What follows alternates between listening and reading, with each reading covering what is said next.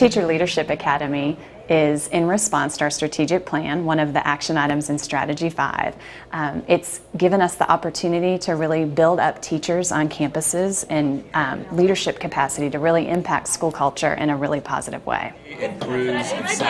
We really needed to rely on teacher leadership to step up and to make a difference in our district. We have amazing, amazing teachers who are willing to go above and beyond the call of what takes place in the classroom so that we would see great results, and we already are.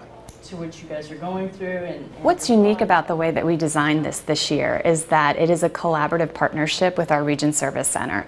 And so it's not only the school district that is trying to come up with the professional development opportunities for these teachers, but we're working collaboratively with the leaders at Region 20. How are you encouraged to make improvements? This is really unique to Region 20. What we're hoping to do is be able to package this and take it to other campuses and say, look, let us work with you and design a Teacher Leadership Academy for your district so that we can help empower those teachers to make decisions. And then what we'd like to be able to see is statewide that other region service centers are doing the same thing, working with districts and promoting the idea of a strong teacher leadership culture. Right now we have 30 teachers who have accepted this call to be part of our academy, and their principals worked to nominate them into this role, and they are accepting that call to leadership to step up and impact their schools in positive ways. They meet with us every month. They have assignments, reading assignments, blog writing assignments. They also have a risk-taking opportunity that they have stepped up and designed on their own to really make a difference on their campus in some way, whether that be a curricular need, whether that be a school structure need, whether that be just something that they've worked on with their principal. So what's a science activity you could do based off this?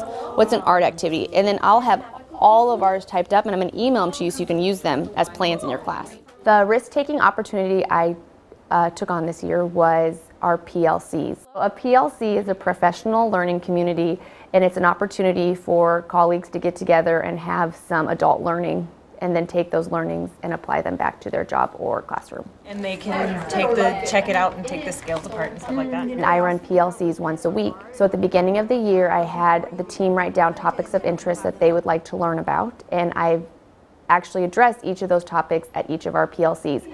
My peers are significantly more engaged this year, and I'm really proud of that, as well as they're actually taking the things we're talking about and applying them to their classroom and their relationships with their students, and that's so important.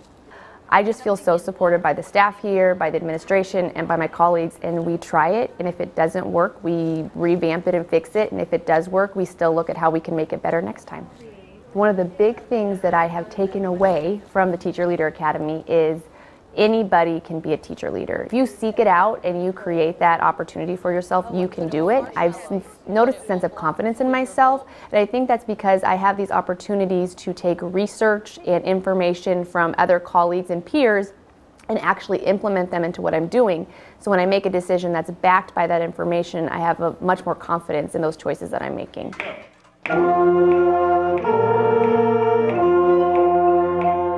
I initially signed up for the program in order to help me become a better leader for my department.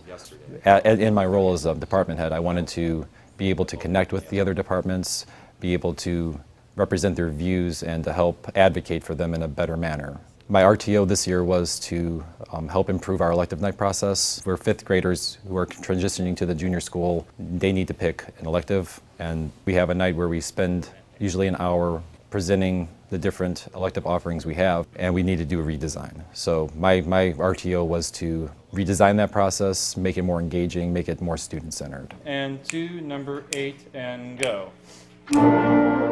Leadership isn't easy. It's hard to represent all viewpoints while still trying to find the meat of what the subject is. It's also putting my direct content area needs to the side to be able to see the whole needs of all the department.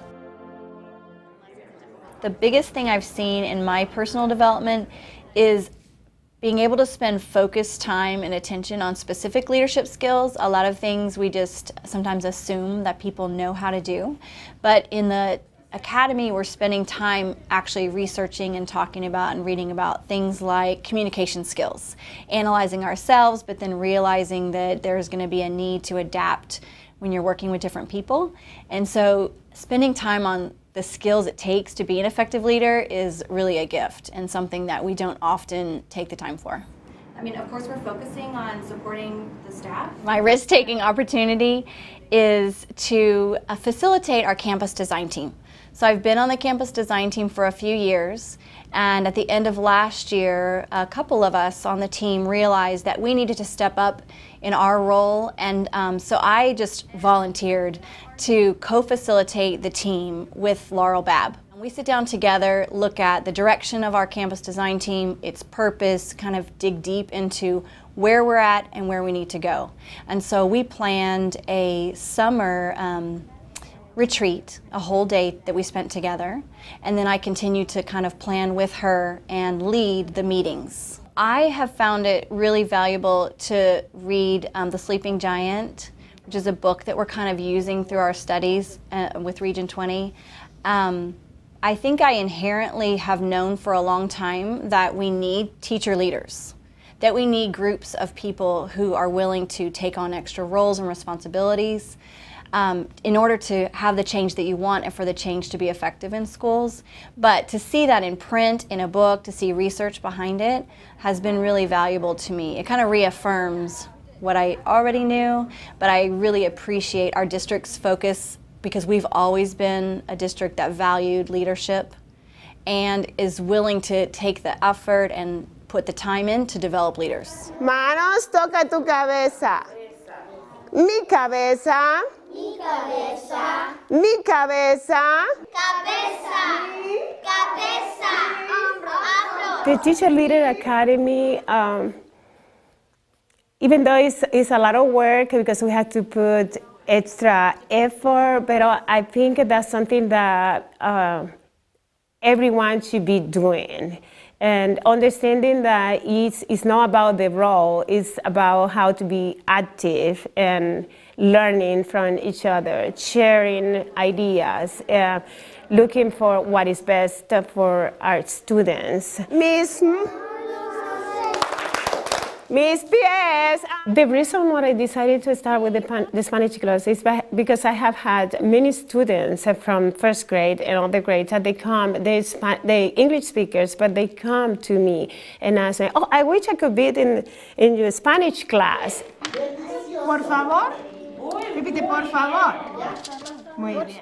So I always wanted to do it, but we never had like a real opportunity to do it. So I said, well, this is the time, because if you start looking for time, we're never going to have extra time to do anything.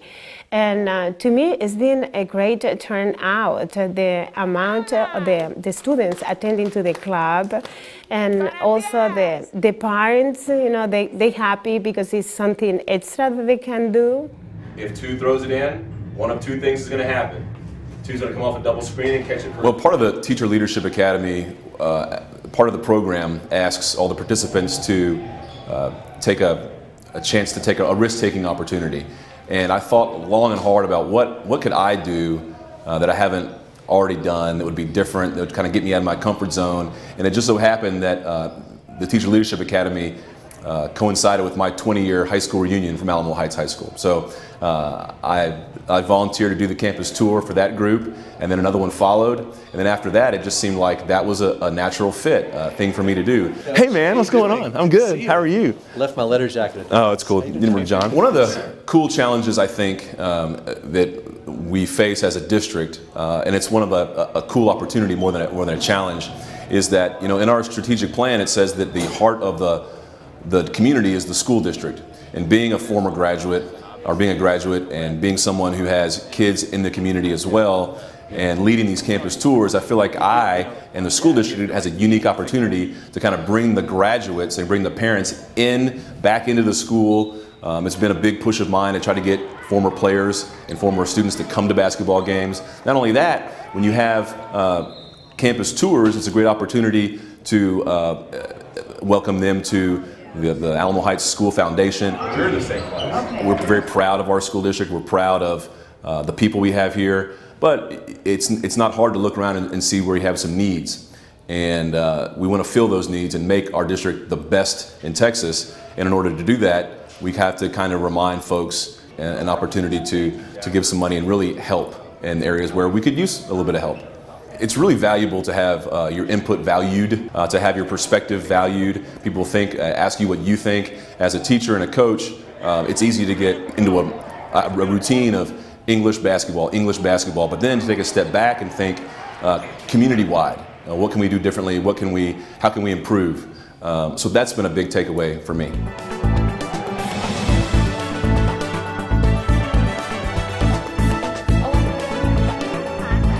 We are very fortunate to be in a district that really has empowered our classroom teachers to step up into this role, and we know that there are going to be many benefits that come as a result of this initiative, again, that always stems back to the strategic plan.